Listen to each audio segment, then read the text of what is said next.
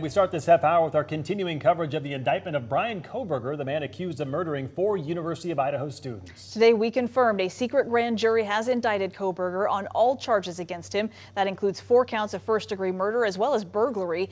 And with today's indictment, it means his preliminary hearing that was scheduled for June 26th has now been canceled. Now he'll appear in a Latah County court coming up this Monday at 9 a.m. where he'll likely enter a plea. We wanted to check in with the murder victims' families following this new development. KREM 2's Janelle Finch spoke with the Goncalves family attorney to share their thoughts on where the case stands now.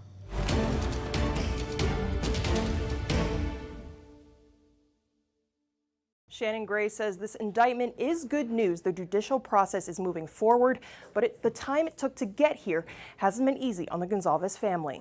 It's been over 4 months since we heard attorney Shanon Gray speak for Kaylee Goncalves' family after Bryan Kohberger's first court appearance. It's obviously an emotional time for the family, seeing the defendant for the first time. This is the beginning of the criminal justice system, and the family will be here for the long haul. The next step in the long haul is coming sooner than expected. A grand jury indicted the murder suspect, meaning the family is getting ready to be back in court next week. We'll be there for the arraignment on Monday, and then just looking forward to continuing the judicial process. Gray says he found out about the indictment through email Tuesday.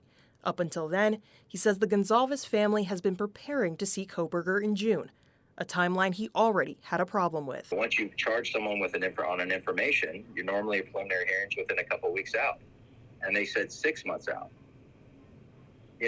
And I don't think that really was that's hard for a victim's families, for all the victims' families, that's hard. Gray says he feels like there's been delays in the court process. He says the months with no updates have been hard on the victims' families. We're ready to get things going on this. I think the family is, everyone is, all the victims' families are. He says calling on a grand jury was long overdue. We're glad that they took it to a grand jury and indicted him, which was the smartest thing to do from the beginning. Gray says while he hasn't been happy with how long it's taken to get to this point, he hopes the end result is one in favor of the prosecution and a murder suspect is brought to justice. In the newsroom, Janelle Finch, KREM 2 News.